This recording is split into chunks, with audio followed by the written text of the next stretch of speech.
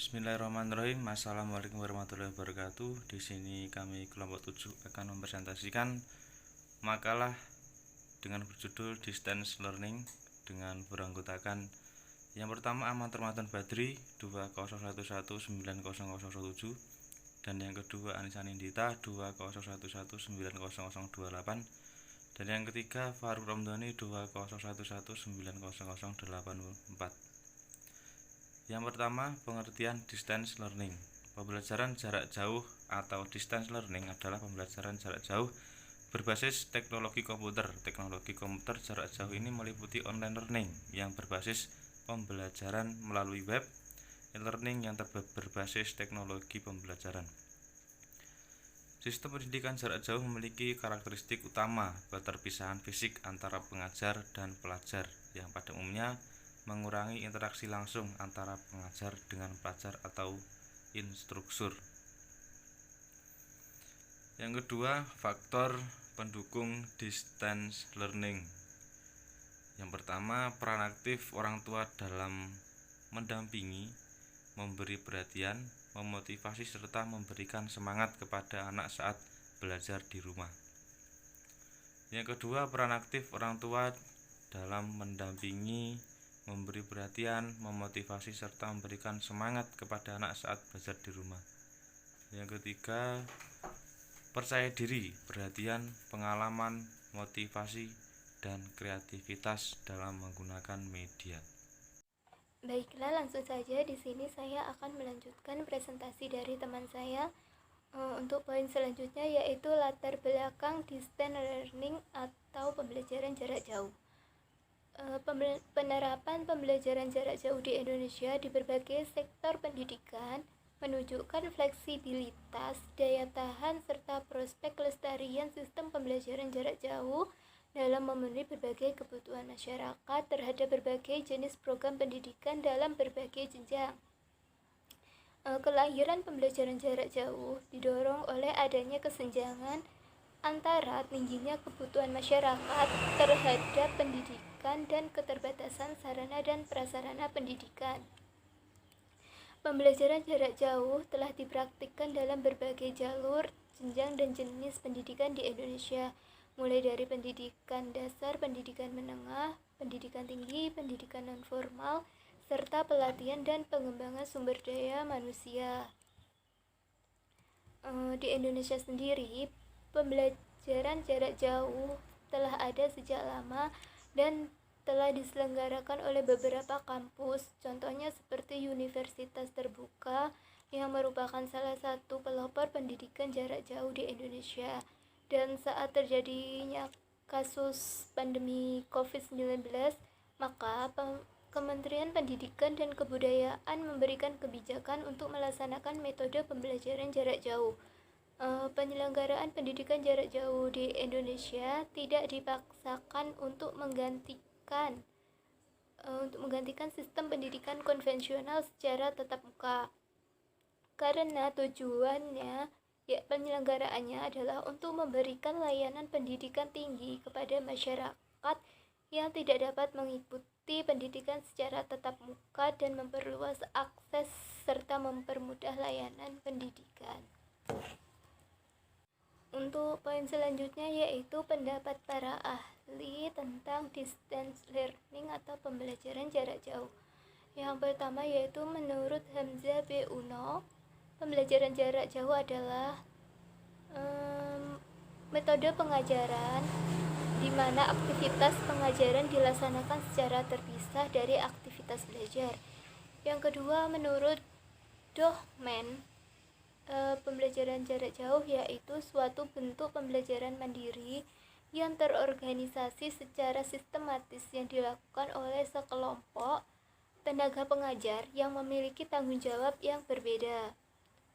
Selanjutnya yaitu menurut McKenzie, Christensen, dan Ripke, pembelajaran jarak jauh yaitu suatu metode pembelajaran yang menggunakan korespondensi sebagai alat komunikasi antara tenaga pengajar dan siswa ditambah dengan interaksi antar siswa. Melanjutkan presentasi dari teman saya, yaitu poin relevansi relevansi distance learning dengan pembelajaran saat ini. Perlu digarisbawahi bahwa dalam distance learning atau pembelajaran jarak jauh itu antara guru dan siswa itu tidak bisa bertemu secara langsung atau konveksi yang mengharuskan mereka melaksanakan pembelajaran secara jarak jauh. Dalam distance learning atau pembelajaran jarak jauh, guru tidak bisa lepas dengan yang namanya media berbasis teknologi, karena untuk menghubungkan antara guru dengan siswa dalam proses pembelajaran tersebut diperlukan adanya media yang berbasis teknologi, seperti pada saat pandemi COVID-19 yang mana pembelajaran tidak bisa dilakukan secara konveksi atau tatap muka, sehingga mengharuskan pembelajaran dilaksanakan secara distance learning atau pembelajaran jarak jauh yang disebut dengan istilah pembelajaran daring. Dalam pembelajaran daring tersebut, guru menggunakan banyak sekali media-media berbasis teknologi sebagai sarana penghubung antara siswa dengan guru dalam proses pembelajaran, seperti Google Classroom, WhatsApp Group, e-learning, dan lain-lain.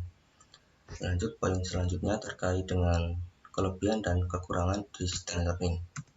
Yang kita bahas kelebihannya terlebih dahulu. Kelebihan yang pertama, siswa menjadi lebih mandiri. Kedua, materi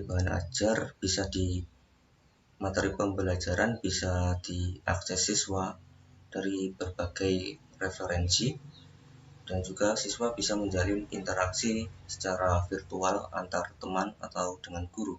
Yang ketiga adalah siswa lebih mengenal aplikasi penunjang pembelajaran secara jarak jauh.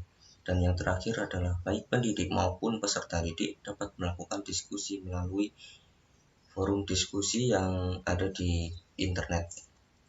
Yang selanjutnya adalah kita bahas mengenai kelemahan dari distance learning. Yang pertama, tidak adanya tatap muka dengan guru. Dalam pembelajaran jarak jauh, ya tentunya siswa tidak bisa tatap muka secara langsung dengan guru, yang mana hal tersebut bisa menjadi atau bisa membatasi guru dalam menyampaikan materi pembelajaran. Yang kedua adalah bebas mengatur pembelajaran.